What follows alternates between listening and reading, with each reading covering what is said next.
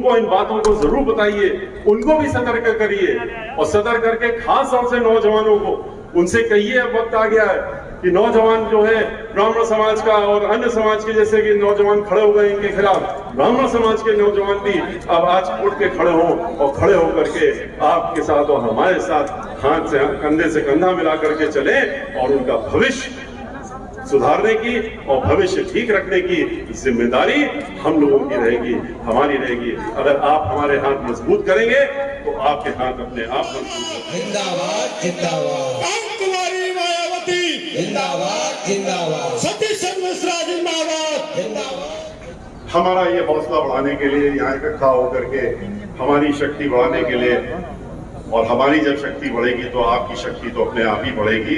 इसके लिए आपको बहुत बहुत धन्यवाद। भाइयों, आज हम लोग एक ऐसे दौर से गुजर रहे हैं उत्तर प्रदेश में, देश में भी, लेकिन उत्तर प्रदेश में खास तौर से, जहां पर कि प्रबुद्ध वर्ग जो है, विप्र समाज जो है, उसके ऊपर एक आफत सी जैसे आई हुई, और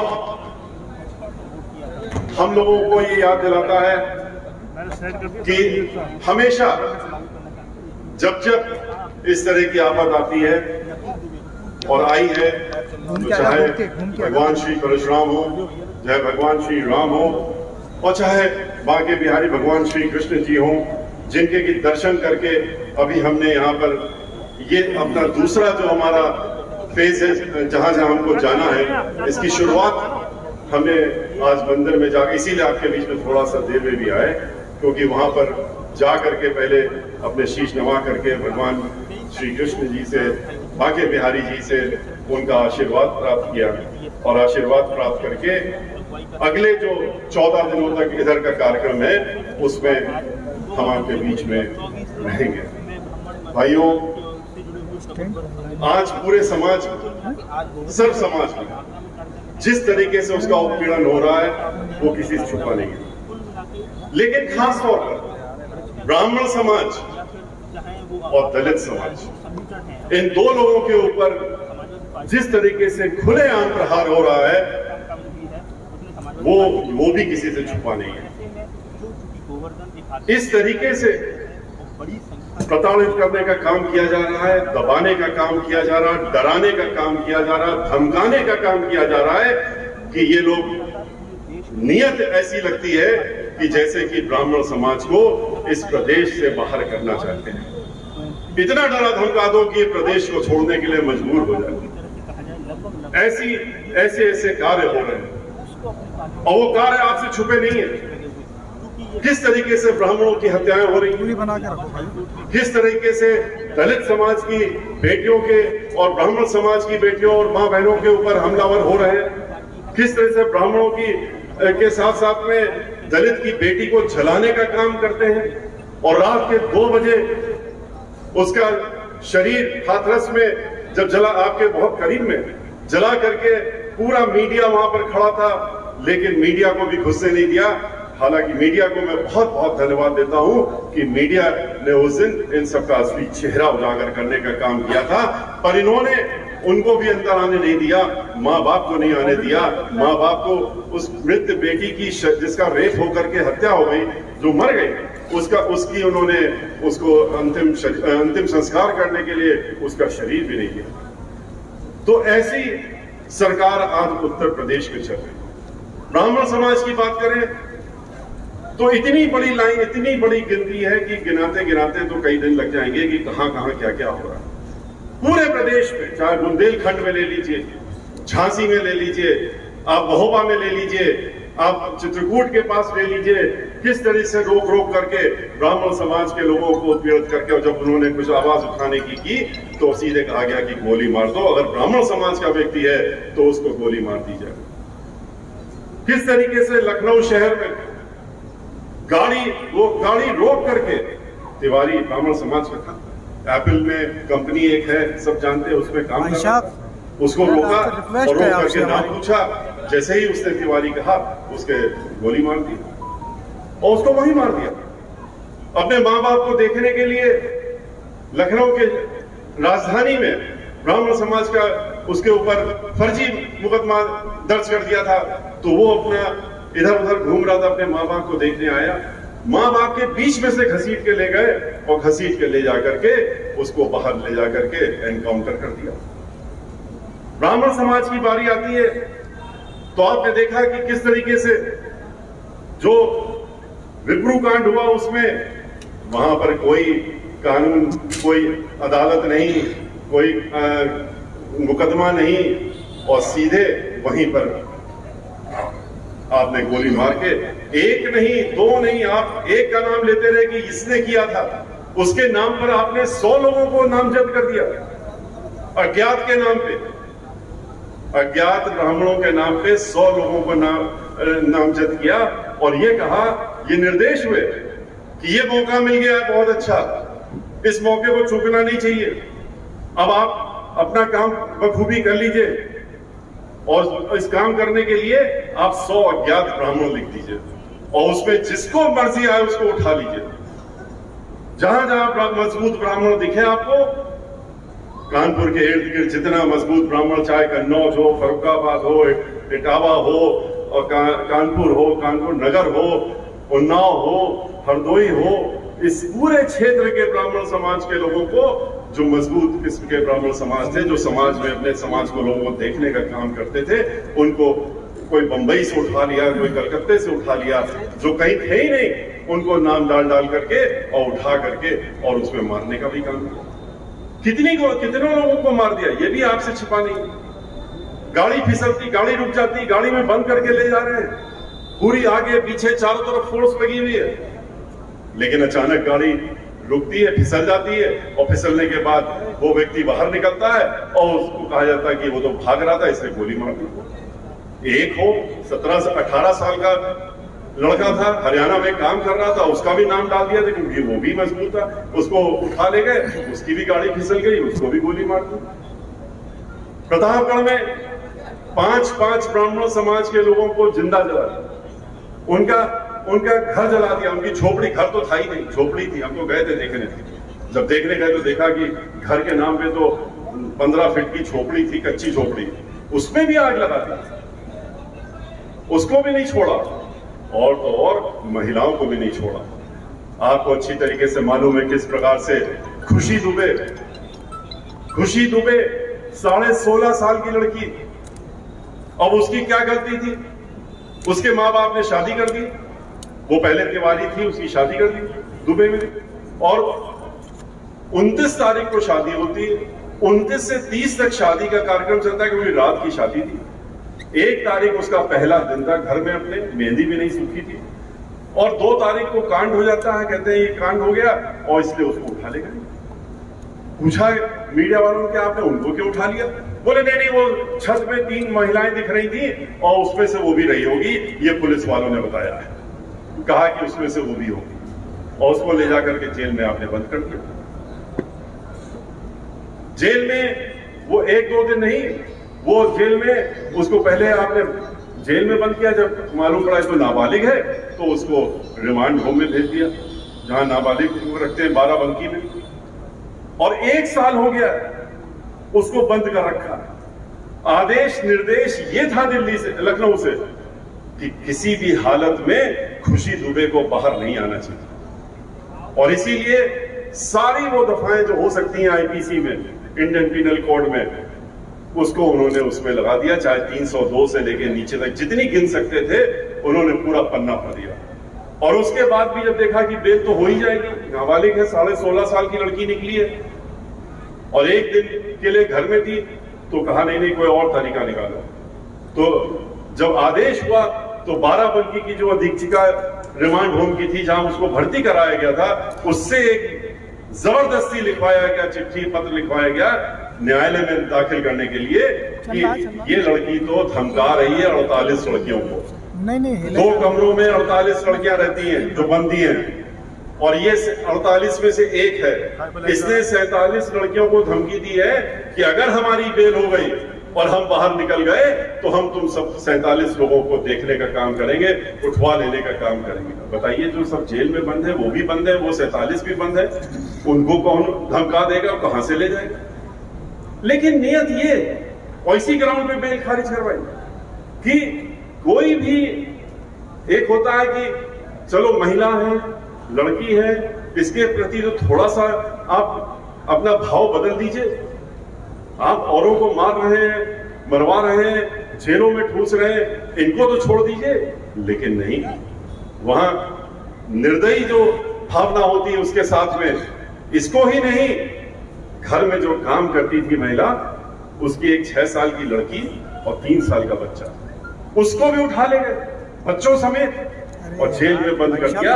1 साल से वो बच्चे जो है 6 साल का और 3 साल का था, अब वो लड़की 7 साल की हो गई है, बालक 4 साल का हो गया और वो बंद पड़ी हुई जेल में। वो बच्चा अब 20 साल बंद रहेगा, 15 साल बंद रहेगा, किसी को नहीं मालूम लड़की कब तक बंद रहेगी, क्योंकि कोई मुकदमा होना नहीं है।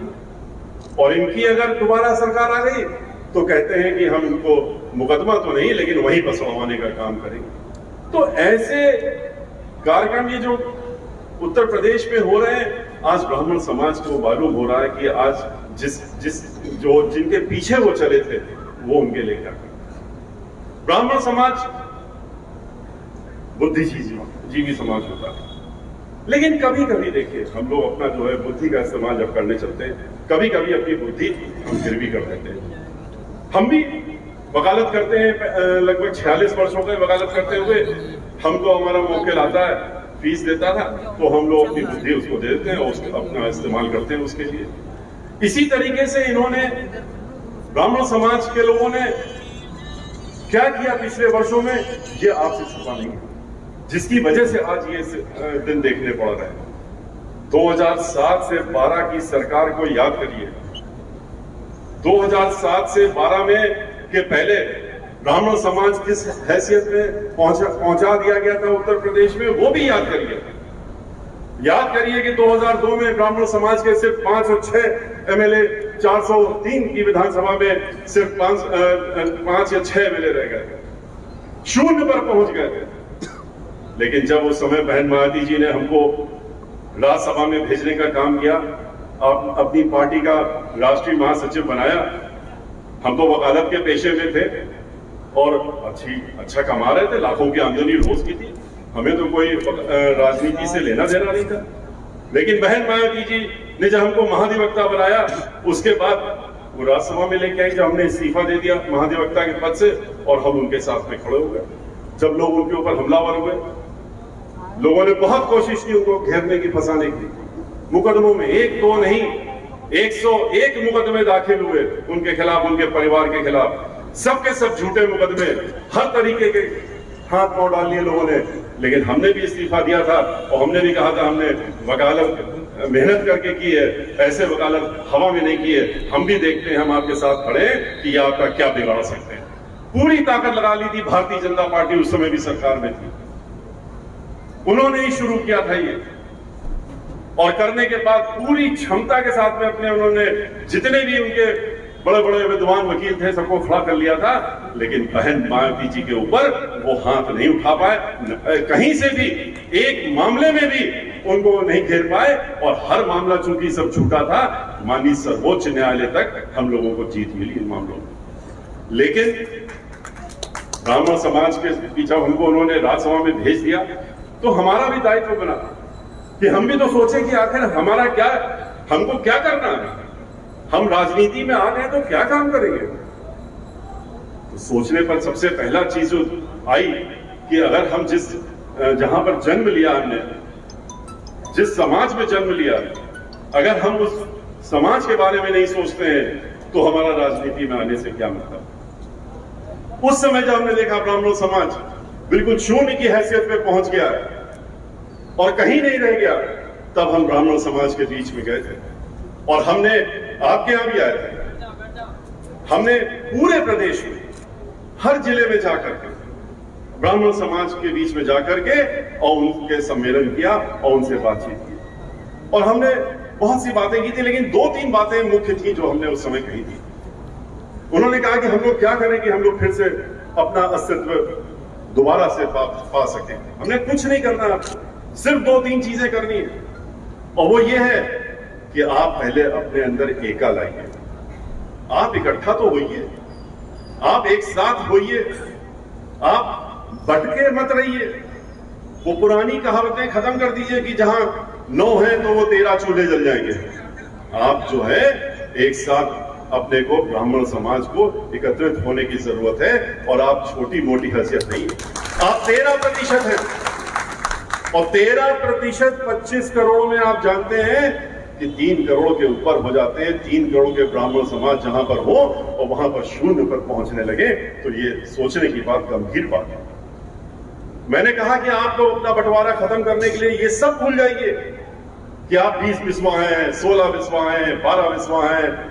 हम तो जो हैं कांडकुब्ज ब्राह्मण हैं, सनाट्य ब्राह्मण हैं, या सरजूपारी ब्राह्मण हैं, या त्यागी हैं, या राय हैं। आप अपने आप को ब्राह्मण के नाम से जानिए और उसी के नाम से जानने का काम करिए। जिस दिन आप अपने आप को ब्राह्मण के नाम से जान लेंगे तो आपकी शक्ति अपार हो जाएगी।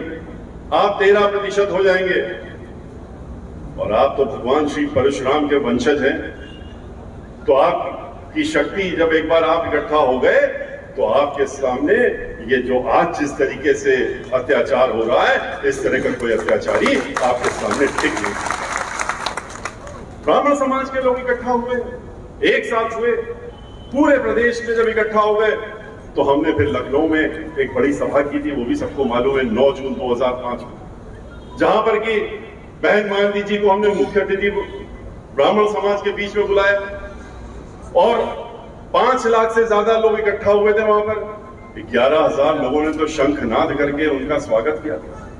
जब गणेश जी की प्रतिमा हमने उनको हाथ में दी थी तो लेकर के सीधे मंच पर गई। उन्होंने जो पहले शब्द बोले वो यही कहा था कि हाथी नहीं गणेश है, ब्रह्मा विष्णु महेश है, और ये कह करके अपनी बात शुरू की थी।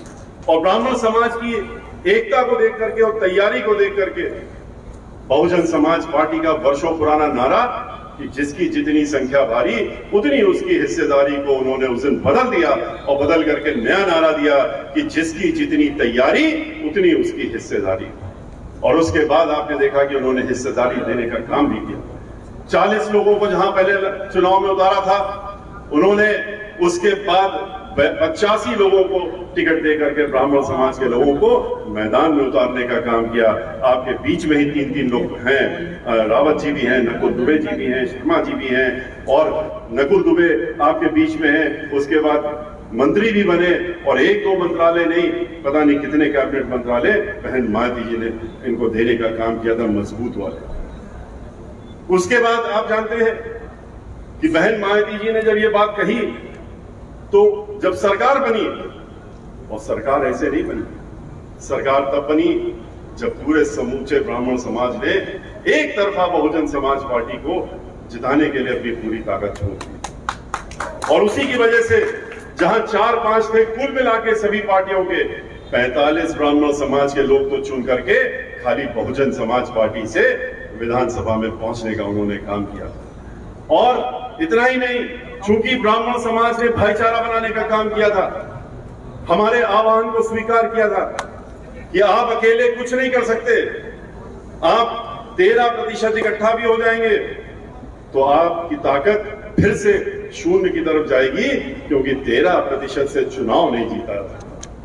चुनाव जीतने के लिए आपको 30-35% वोट चाहिए होता है, और उसके लिए आपको भाईचारा बनाना पड़ेगा। भाईचारा बनाइए, जो ब्राह्मण समाज का दायित्व भी है, और ब्राह्मण समाज को ये करना आवश्यक भी है।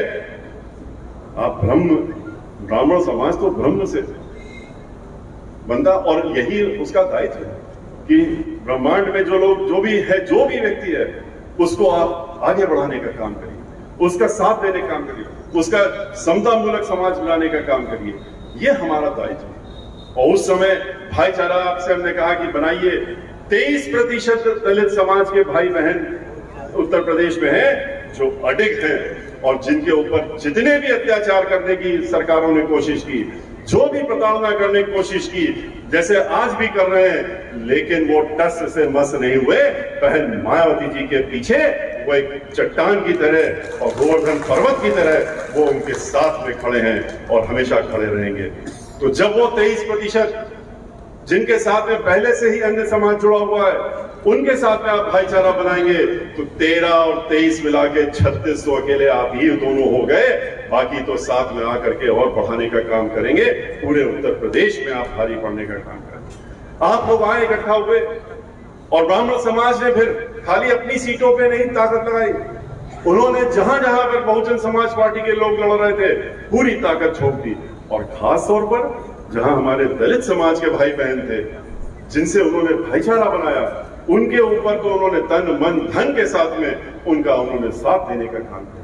और उसी की वजह से जहां 16 सीटें हम लोग पहले जीते थे, रिजर्व सीटें 80 में से हम लोग वो सीटें बढ़ा करके 62 सीटों पर लेकर के गए थे, ब्राह्मण समाज की वजह से, जो उसने अपना योगदान देने का काम किया। ब्राह्मण समाज की जब सरकार बन गई तो बहन मायावती जी ने अगर वादा किया था कि हम सम्मान देंगे, मान सम्मान देंगे, तो जितना उन्होंने वादा किया था उससे कहीं कहीं कहीं ज्यादा आगे बढ़ करके उन्होंने फिर ब्राह्मण समाज को देने का भी काम, सब समाज को दिया, अकेले ब्राह्मण समाज को नहीं दिया, सब समाज को दिया। लेकिन जहां ब्राह्मण समाज की उपेक्षा होती थी, जैसे पिछले 10 वर्षों से फिर हो रही है, उन्होंने ये नहीं होने दिया। उन्होंने चाहे 15 मंत्री बनाने पड़े, कैबिनेट मंत्री की दर्जे 35 लोगों को दर्जा दिया, फिर उसके बाद कैबिनेट मंत्री का उन्होंने 1 दर्जन से ज्यादा एमएलसी ब्राह्मण समाज के बनाए, विधान परिषद का अध्यक्ष ब्राह्मण समाज का बनाया, उन्होंने अधिवक्ता महाधिवक्ता ब्राह्मण समाज का, अतिरिक्त महाधिवक्ता ब्राह्मण समाज का, लगभग 5000 सरकारी वकील उन्होंने ब्राह्मण समाज के बनाने का काम किया। 6 एमपी दिए लोकसभा में, और वहां पर भी डिप्टी लीडर बनाया। हमको उन्होंने पिछले 17 वर्षों से, अब तो 18वां वर्ष है हमारा राज्यसभा में, अपना पार्टी का लीडर वहां बना के रखा हुआ है। और इतना ही नहीं, अभी भी आज के वक्त भी आपके समाज को सम्मान देते हुए उन्होंने लोकसभा में, जहां हमारे 10 एमपी हैं, उन्होंने वहां पर इस समय भी वर्तमान में श्री रितेश पांडे जी, जो ब्राह्मण समाज से हैं, उनको उन्होंने वहां पर पार्टी का लीडर बना के रखा हुआ है। तो ये सारी चीजें उन्होंने ब्राह्मण समाज को उनको सम्मान देने के लिए किया था। इसके अलावा अनेकों अनेकों और चीजें करी उन्होंने, उसके अलावा तो बहुत से काम किए, लेकिन ब्राह्मण समाज को सम्मान देने का उन्होंने, जहां ब्राह्मण समाज के लोगों की आस्था जुड़ी होती है, चाहे वो वाराणसी हो, चाहे वो अयोध्या में सरयू नदी के पास उन्होंने जितने भी नदी के किनारे घाट थे उनको ठीक कराने का काम किया, वाराणसी में कराने का काम किया। आपके जिस नगरी में आज हम खड़े हैं, वो किसका नगर है? वो बांके बिहारी जी, बांके बिहारी जी स्वयं जो प्रभु है, उनका स्थान है। बांके बिहारी जी के जब सरकार बनी बहुजन समाज पार्टी की, तो हमको यहां पर हर साल आते थे और देख करके अफसोस होता था कि इधर क्यों नहीं किसी सरकार की निगाह घूमती है। जब यहां के बारे में पता लगा, यहाँ के हमने जो लोग मुख्य लोग हैं, उनको बुलाने का काम किया, उनसे वार्ता की, यहाँ के अधिकारियों को बुलाया, हमने कहा कि हम समग्र विकास करना चाहते हैं। उन्होंने एक समस्या बताई, किसी ने दूसरी समस्या बताई, किसी ने तीसरी समस्या बताई। हमने कहा नहीं, हमने बहन मायावती जी से इजाजत ली है और उन्होंने कहा है कि वृंदावन आपको खुद स्वयं देखने की इजाजत है, आप जो भी कार्य कराना हो खुली छूटे वहां पर कराइए। मैंने सबसे पूछा जाके, यहां पर भी आए, यहां भी बैठक की, और बैठक करने के बाद जब चीजें पता लगी तो हमारी भी आंख खुल के रह गई। हमने कहा लाखों की संख्या में लोग आते हैं दर्शन करने, मोक्ष पाने के लिए। कहा जाता है इस धरती में जो परिक्रमा कर लेता है और यहाँ की कच्ची जमीन में नंगे पैर चल लेता है परिक्रमा करके, उसको तो सीधे मोक्ष मिलता है। फिर ऐसे स्थान पर, ऐसे बांके बिहारी जी के स्थान पर, भगवान श्री कृष्ण के स्थान पर समस्या ही समस्याएं हैं। किसी ने कभी सोचने का काम ही नहीं किया। आपको पता नहीं, आप लोगों को तो मालूम ही होगा। जब मुझे बताया गया तो मैंने यहां पर पूरे वृंदावन में, जहां पर सीवर लाइन नहीं थी, इस जमाने में जहां पर सीवर लाइन ना हो वृंदावन में, पूरे वृंदावन में सीवर लाइन डलवाने का काम करा। जब सीवर लाइन डलवाई तो जितने भी वृंदावन का क्षेत्र था, जितनी गलियां थी जहां पर लोग, हमारे आश्रम बने हुए हैं, हमारे साधु महात्मा संत रहते हैं और लोग जो आते हैं दर्शन करने वो लोग रहते हैं, उनको सुधारने के लिए उनको पक्का करने का काम किया गया। जब हम जो परिक्रमा की जाती है उसके लिए आगे बढ़े तो हमें तुरंत हमारे यहाँ के लोगों ने कहा कि देखिए ध्यान रखिएगा, यहाँ पर खाली आप पक्की सड़क की परिक्रमा न बनवा दिए, पक्की सड़क बनाइए, फुटपाथ भी बनाइए जिससे लोग पैदल चलते हैं उसमें चल सकें, लेकिन कच्चिया उसके बगल में कच्ची जमीन का भी रास्ता जरूर दीजिए। ये तीनों चीजों को लेकर के हम चले, सीवर लाइन डलवाई, वाटर लाइन डलवाई, उसके बाद ये परिक्रमा पूरी की पूरी परिक्रमा, एक हिस्सा खाली रह गया था जिसका हमको अंत तक वो उतरा, क्योंकि उसमें सर्वोच्च न्यायालय से स्टे ऑर्डर था, अंतरिम आदेश था, जो कि ठीक यमुना के पास में, जिसकी वजह से हम उसको जोड़ नहीं पाए थे, लेकिन पूरी परिक्रमा को हमने जोड़ने का काम कर दिया था और नए सिरे से बनाने का काम कर दिया था। यहाँ पर विधवा आश्रम, आधुनिक विधवा आश्रम बनवाने का काम किया। यहाँ पर पता लगा कि अस्पताल नहीं है, 100 बेड का अस्पताल जो आपके यहाँ है उसको बनवाने का काम भी हम लोगों ने किया, अपनी सरकार में करने का काम किया।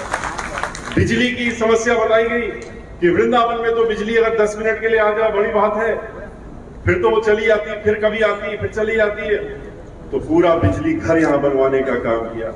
हमसे बताया गया कि लोगों को बहुत दूर से परेशान होना पड़ता है, पैदल आना पड़ता है, क्योंकि यहाँ टोल टैक्स लगता है और वहां पर रोक दिया जाता है कई किलोमीटर पहले। उस टोल टैक्स को खत्म करवाने का काम किया। फिर कहा गया कि बस अड्डा नहीं है यहाँ पर, बस अड्डा तो होना जरूरी है, तो बस अड्डा बनवाने का काम किया। इतना ही नहीं, जिस परिक्रमा, जहां अभी आप यहाँ गोवर्धन में परिक्रमा करते हैं, पूरे क्षेत्र को परिक्रमा के लिए, जिससे कि लोग चल सकें, पैदल भी चल सकें, जो पैदल नहीं चल सकते हैं वो गाड़ी से चल सकें, उसका भी योगदान करने का काम किया। इस तरीके से अनेकों, जितने भी समग्र विकास करने के लिए जो भी चीज जरूरी थी उसको करने का काम किया। फिर एक आवाज उठी कि हमको गोवर्धन में मुड़िया पूर्णिमा मेला जो होता है उसको सरकारी मेला घोषित किया जाए। कई वर्षों से डिमांड चली आ रही थी, कई वर्षों से मांग चली आ रही थी कि ये मेला घोषित कर दिया जाए, लेकिन ये मेला घोषित नहीं किया था, क्योंकि उसमें खर्चा आएगा, फिर सरकार को देना पड़ेगा। लेकिन अपनी सरकार में हमने जब ये मांग आई सामने और सही मांग थी, तो इसको मेला घोषित करवाने का काम भी उस समय करवाने का काम किया। यहां पर जो अन्य पार्टियां हैं वो क्या करती हैं आप पूछिए। आज हम बहुत फिर पूरा घूम करके आए। हम तो पिछले 3 घंटे से वृंदावन में थे और वृंदावन से पूरा यहाँ होते हुए आए हैं। जो पुल बनाया था हम लोगों ने, जिसकी वजह से मथुरा और वृंदावन अलग अलग हो रहा था, वृंदावन और मथुरा जुड़ नहीं पाता था, रेलवे लाइन बीच में थी, उस फ्लाईओवर को भी बनवाने का काम किया था।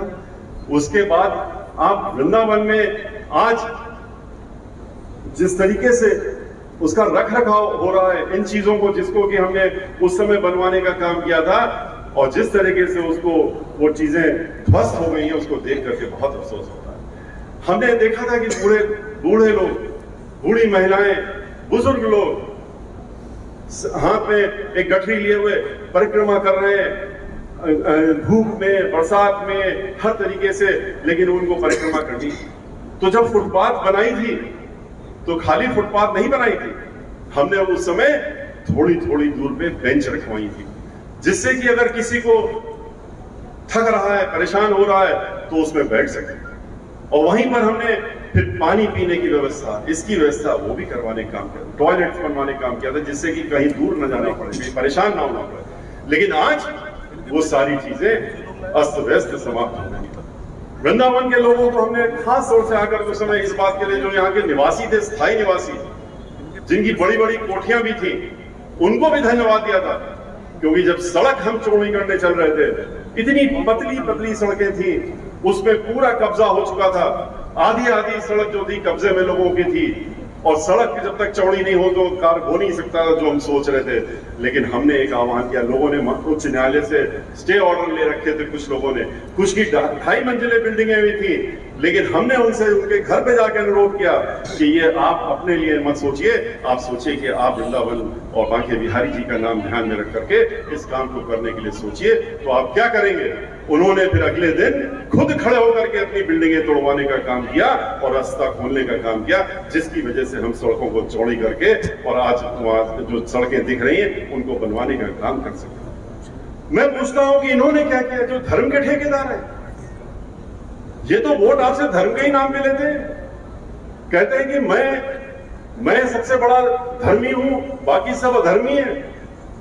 और भगवान श्री राम के नाम पे, भगवान श्री कृष्ण के नाम पे, भगवान श्री कृष्ण को ज्यादा नहीं है ध्यान रखते हैं, ध्यान उनका नहीं लेते हैं, भगवान श्री राम का नाम लेते हैं। भगवान श्री कृष्ण को कहते हैं कि वो जब ये यहां से कोई कहने के लिए नहीं बचेगा तब हम उधर चल चलेंगे।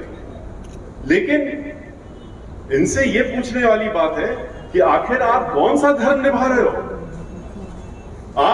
आपको इस बात का तो इतराज हो गया कि सतीश मिश्रा जो है वो अयोध्या क्यों गए?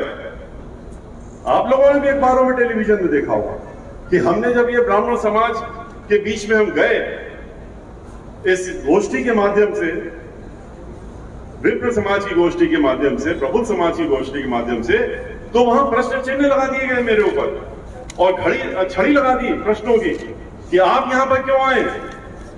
यहां पर तो खाली भारतीय जनता पार्टी वाले आ सकते हैं, आप नहीं आ सकते। मैं पूछता हूं कि मैं क्यों नहीं आ सकता? मैंने पूछा, मैंने मंच से भी कहा कि हमसे पूछ रहे हैं, मेरे समझ में नहीं आ रहा कि मुझे क्यों रोक रहे हैं आने से। अरे मैं तो ब्राह्मण समाज में जन्म लिया हुआ हूं और हम लोग तो अब तो मैं 70वें वर्ष में चल रहा हूं, लेकिन बचपन से हम लोगों को उपनयन संस्कार होने के पहले तक इतना पठन और पाठन और रटन, और भगवान श्री राम की स्तुति हो, चाहे हनुमान जी की स्तुति हो, चाहे माँ दुर्गा की स्तुति हो, ये सब तो हम लोग को तभी संस्कारों में डाल दी जाती है कि इसको याद कर लीजिए। इसलिए याद कर लीजिए कि आपको रोज सुबह इसको स्तुति को किए बगैर घर से नहीं निकलना। तो हम अपने घर से आज भी निकलते हैं तो हमारे घर में भी मंदिर है, जो हमने हर ब्राह्मण के यहाँ कुछ ना कुछ अपना रखते ही हम लोग, हर और लोग भी रखते हैं, और वहां हम लोग पूजा करते हैं, भगवान श्री राम की भी पूजा करते हैं, वो हमारे आराध्य देवी हैं। तो लेकिन ये कहना कि नहीं नहीं इनका तो हमने ठेका ले लिया, और किस बात का ठेका ले लिया कि इनका दर्शन कौन करेगा, इनके नाम से पैसा कौन लेगा, इनको वोट कौन, इनके नाम पे वोट कौन लेगा, ये सब हमने तय कर लिया। हमने कहा हम वोट की राजनीति करने यहाँ नहीं आए, हम यहाँ पर देखने आए, भगवान के दर्शन करके उनका आशीर्वाद लेने आए। और अयोध्या में जब गए, जैसे आप यहाँ तो कार्य हमने पूरे करा दिए थे, अब देख रेख नहीं हो रही। यहाँ के जो लोग भी पार्टी के एमएलए हो, मंत्री हो, मेंबर ऑफ पार्लियामेंट हो, उनकी जिम्मेदारी बनती थी कि कार्य तो सारे हो गए संपूर्ण, उनकी कम से कम देख रेख ही करते रहे। लेकिन अयोध्या में जब हम गए तो अयोध्या में तो हमने सोचा था कि लाखों लाख करोड़ रुपया तो सरकार के खजाने से इन्होंने कहा मैंने खर्च किए, और कई लाख करोड़ रुपया तो इन्होंने चंदे में ले लिए। 93 से लेके अभी तक मंदिर के नाम पे चंदा ले रहे हैं, भगवान श्री राम के नाम पे। और जब माननीय सर्वोच्च न्यायालय से इनका कोई योगदान नहीं, सर्वोच्च न्यायालय से मुकदमा जब तय हुआ और वहां पर जमीन दी गई, तो उसके बाद फिर से मंदिर बनाने का काम नहीं, झोला लेकर के सबको घर घर भेज दिया गया कि इसमें पैसा डाल दो, भगवान श्री राम का मंदिर बनवाना। हजारों करोड़ रुपया फिर ले लिया, दसियों हजार करोड़ रुपया अभी न्यायालय के निर्णय आने के बाद ले लिया। उसका हिसाब कहां है? इनसे हिसाब, मैंने तो इतना ही कहा कि अपना हिसाब दे दीजिए कि कितने लाख करोड़ रुपया आपको विदेशों से लेके देश में मिला आपको, और उसका आप इस्तेमाल कहां कर रहे हैं? अयोध्या नगरी में अगर आप जाएंगे, हम तो सोच रहे थे सोने की नगरी की तरह बन गई है, लेकिन जब वहां जाएंगे तो आपको बहुत बुरा हाल, बहुत खस्ता हाल दिखेगा, क्योंकि वहां कोई भी विकास का कार्य नहीं किया गया।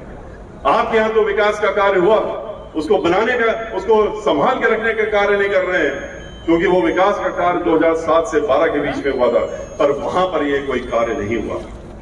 हमने जब कहा कि आप हमको रोक तो रहे, लेकिन मैं आज यहां पर ये कह के जा रहा हूं कि हमारी सरकार बनने दीजिए, और सरकार बनने के बाद भगवान श्री कृष्ण की नगरी में जैसे हम गए थे और वहां पर जाकर के समग्र विकास करने का काम किया था। अयोध्या में भी जाकर के हम वहां पर समग्र विकास करने का कार्य करेंगे और हम उसको जो चीजें वहां के लोगों को चाहिए मूलभूत वो सब दिलवाने का काम करेंगे, उनको देने का काम करेंगे। आज आपको ये जरूरी है जानना कि ये बातें धर्म की ये जो करते हैं आपके पास खाली आके वोट के समय करते हैं, ऐसे नहीं करते। पर कभी आप इनसे पूछ लेंगे, हमारे नौजवान साथी ने पूछ लिया तो उनको कितना बदतमीजी वाला जवाब दिया ये भी आपको अच्छी तरीके से मालूम। उन्होंने कहा कि हमारा आपने तो वादा किया था कि आप 15 लाख देंगे, आपने चलिए कह दिया 15 लाख हर खाते में जाएगा, वो तो झूठा एक वो था, जुमला था, जुमला हो गया।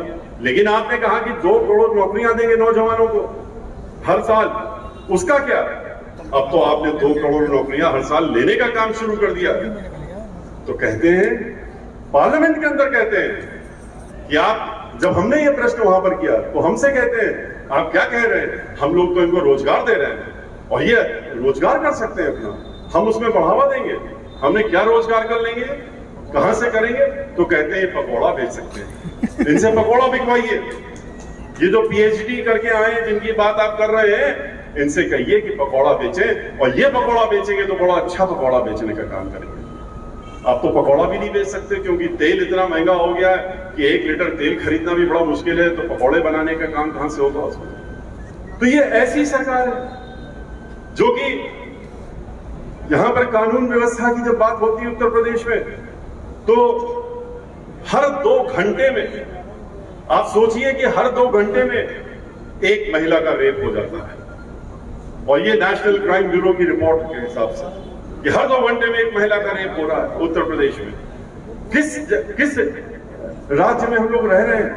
राम राज्य की हम लोगों को कल्पना दिलाते थे, और ये कौन सा राज्य है? ऐसा तो राम राज्य कभी किसी ने स्वप्न भी नहीं सोचा होगा कि ऐसा भी ये राज्य को नाम का नाम, इस राज्य को राम राज्य की बात करेंगे, जहां पर कि किसान आंदोलित होकर के, पूरे प्रदेश ही नहीं पूरे देश का किसान इस समय आंदोलित होगा। उत्तर प्रदेश का किसान पिछले 1 वर्षों से सड़कों पे खड़ा हुआ, और वो खाली इस बात के लिए लड़ाई लड़ रहा है कि जो ये तुमने काला कानून बनाया है, जिसमें 3 तुम कानून लेकर के आए हो, और जिसमें तुमने ये तय कर लिया है कि हमारी जमीन जो हमारी है वो छीन लोगे ठेके में लेकर के, उसको हम नहीं लागू होने देंगे। तो उसको आपने देखा, लाठी डंडे और ठंड में भी पानी, हर तरह से उनको परेशान करने का काम किया जा रहा है, उनको बख्शा नहीं जा रहा। उनसे जब पार्लियामेंट में ये बात उठी तो यही पूछा कि आप क्यों पीछे पड़े इस कानून को लेके? इनके कहते नहीं ये इनके हक में है और इसलिए तो हम इसको लागू करके रहेंगे। हमने कहा जब किसान जिनके हक में आप कह रहे हो वो खुद ही कह रहा है कि मेरे हक में नहीं है, तो आप क्यों उसके ऊपर थोप रहे हैं? नहीं, क्योंकि उनके कुछ उद्योगपति जो हैं, जिन्होंने पूरा देश धीरे धीरे खरीद लिया है, उनको परेशानी थी। उन्होंने कहा आपने हमको तेल बेच दिया, जितनी तेल कंपनियां थी उनको बेच दिया, तो जमीन से तेल निकलता वो उनके पास हो गया। हवाई जहाज की कंपनी उनको बेच दी, रेलवे बचाता रेल उनको दे दी, इंश्योरेंस बचाता इंश्योरेंस भी बेच दिया, जितनी भी aeronautic corporation, public sector corporation थी, जितनी भी थी, वो सब आपने उनको बेच दी। बैंक तक बेचने का काम कर दिया।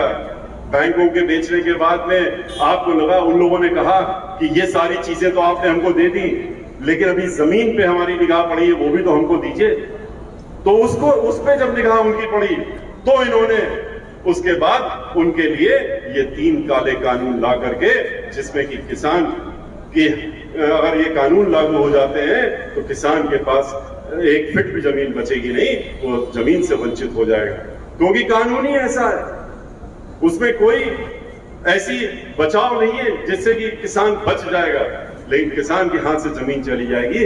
ऐसे ही नहीं हमारे किसान भाई वहां पर सड़कों में खड़े हुए, तो चाहे मजदूर हो, चाहे किसान हो, चाहे प्रोफेशनल हो, प्रबुद्ध वर्ग के लोग हो जो सुरक्षित नहीं है आज, चाहे वकील हो, चाहे डॉक्टर हो, आज सभी लोग आतंकित हैं। और इन सबके ऊपर खास तौर से दलित समाज और ब्राह्मण समाज के लोग आतंकित हैं। ब्राह्मण समाज को तो इन्होंने ये समझ लिया है कि ब्राह्मण समाज तो हमने तो उसको बता दिया है कि हम धर्म का नाम दे रहे हैं, और धर्म के नाम की वजह से आप हमारे पास बने रहिए, चाहे हम आपको जितना प्रताड़ित करते रहे।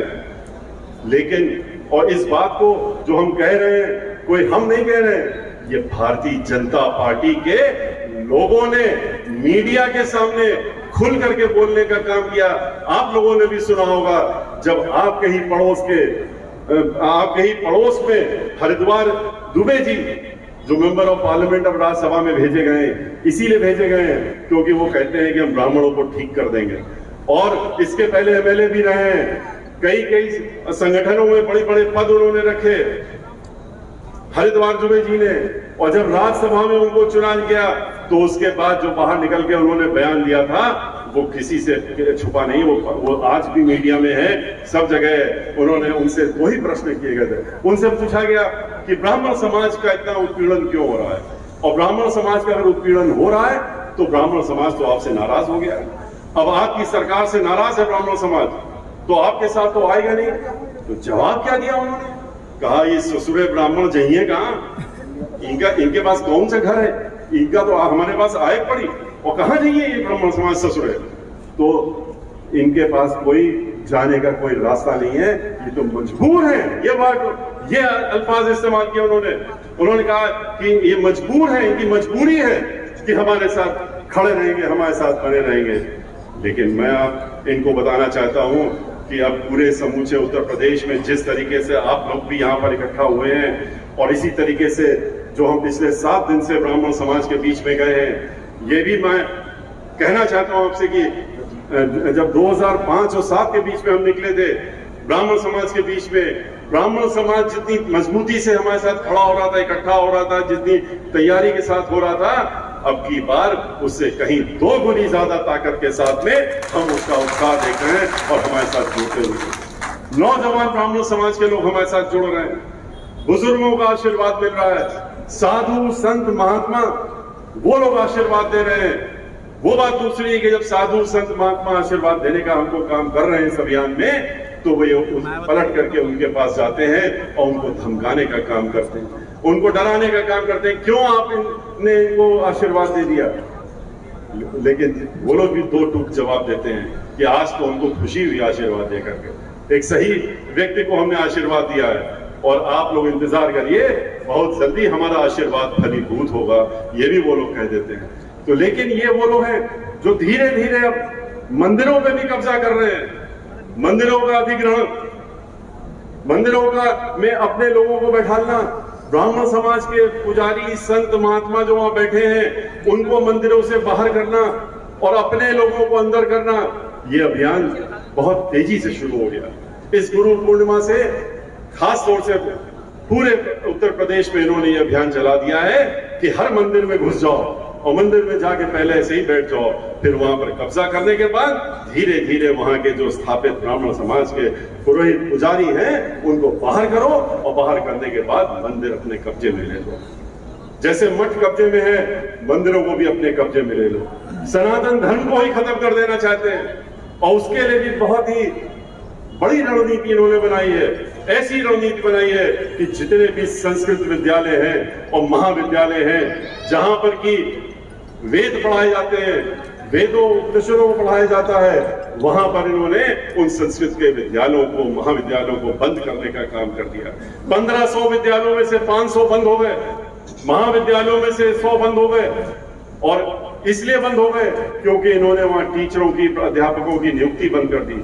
जब अध्यापकों की नियुक्ति बंद कर दी तो वहां विद्यार्थी नहीं रहेगा, जब विद्यार्थी नहीं होंगे तो ये वेद पाठ का पठन पाठन कैसे होगा, जब नहीं होगा तो धीरे धीरे कुछ वर्षों में ये लोग लुप्त हो जाएंगे और हम लोगों को नहीं मिलेंगे। और जो ये पाठ पढ़ाने का काम, जो हम लोगों को शिक्षा देने का काम ये सब होता है वेदों के माध्यम से, वो बंद हो जाएगा और इस प्रकार से सनातन धर्म भी खत्म हो जाएगा। इसलिए आपसे हमारा अनुरोध है कि ऐसे लोग, ऐसी पार्टी जिसके अंदर दिल में खोट नहीं है, अब तो जबान में भी खुल करके सामने कह दिया कि ये ब्राह्मण ससुरे कहाँ जाएंगे, इनको जवाब देने का बस समय आ गया है, इकट्ठा होने का समय आ गया है। अगर अब की बार हम इकट्ठा नहीं हुए, अगर अब की बार हमने इनको सबक नहीं सिखाया और इनको बाहर करने का काम नहीं किया, तो हम नहीं, हमारे आपकी आने वाली पुश्तें भी आपको इसके लिए कभी माफ नहीं करेंगी। कहेंगे जब आपको मौका मिला था तो आप चूक गए, और फिर से आप उनके बरगलाने पे, फिर से उनके झूठे वादों पे, और फिर से उनके झुंझुनों पे आकर के आप उनके पीछे पीछे चल दिए। तो ऐसे में ये आपके बीच में आप सतर्क रहिएगा, ये बहुत जल्दी आएंगे। हम जहां जहां जा रहे हैं पीछे पीछे जा रहे हैं। अयोध्या जिस दिन हम गए, अगले दिन मुख्यमंत्री जी अयोध्या चले गए। जैसे ही हम उसके अगले जिले में गए, उनके 4 मंत्री वहां पहुंच गए। वो आगे आपके यहाँ भी बहुत जल्दी आ जाएंगे। अब हम आए आपके बीच में, आपने अपनी शक्ति का प्रदर्शन कर दिया, आपने अपना आशीर्वाद हमको दे दिया। आपने यहाँ पर भगवान श्री कृष्ण की नगरी में और गोवर्धन में आपने जिस तरह से आपने अपनी बात शंखनाद कर दिया है, तो इससे वो बहुत घबरा जाएंगे। फिर आपके बीच में आ जाएंगे अचानक से, जो अभी तक नहीं दिख रहे थे, आएंगे, लेकिन आपको झूठे वादे, झूठे प्रलोभन दे करके आपको फिर से आपको बहकाने का काम, बहलाने का काम और भटकाने का काम करेंगे। लेकिन आप बुद्धिजीवी हैं, और बुद्धिजीवी का हमारा यही काम होता है कि अपनी बुद्धि का इस्तेमाल करें। चाणक्य की याद करिए, उन्होंने क्या कहा था कि अगर ब्राह्मण समाज का व्यक्ति हमेशा अपनी बुद्धि को अपने पास संभाल के रखेगा, उसको गिरवी नहीं करेगा, उसको उधार में नहीं देगा, तो कभी भी उसको पीछे कोई ढकेल नहीं सकता और वो अपने स्थान पर अडिग रहेगा। और जो उसका काम है कि सर्व समाज को एक साथ लेकर के, चाहे ब्राह्मण समाज का ये हमेशा से रहा है कि चाहे भिक्षा लेनी पड़े, लेकिन दीक्षा देने का काम करते रहे हैं। और वो काम जो है कि समाज को जोड़ने का काम, उसको बनाए रखने का काम सिर्फ ब्राह्मण समाज के अगुवा होकर के कर सकते हैं। इसी के साथ में मैं आपको इन सब बातों के बाद खाली इतना अनुरोध करते हुए कि इन बातों को आप अपने तक मत रखिएगा, आप इसको आगे बढ़ाने का काम करिएगा। आप अपने बीच में आपके साथ के लोग, आपके भाई बहन, रिश्तेदार, नातेदार, दोस्त, अहबाब जो भी हैं, उनको इन बातों को जरूर बताइए, उनको भी सतर्क करिए।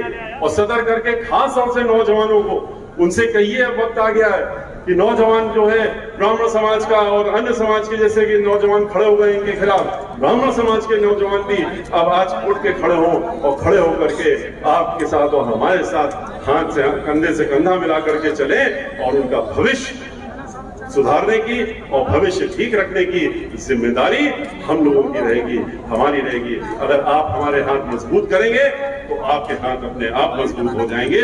इन्हीं बातों के साथ मैं अपनी बात समाप्त करता हूं, आपसे विदा लेता हूं। जय भीम, जय भारत।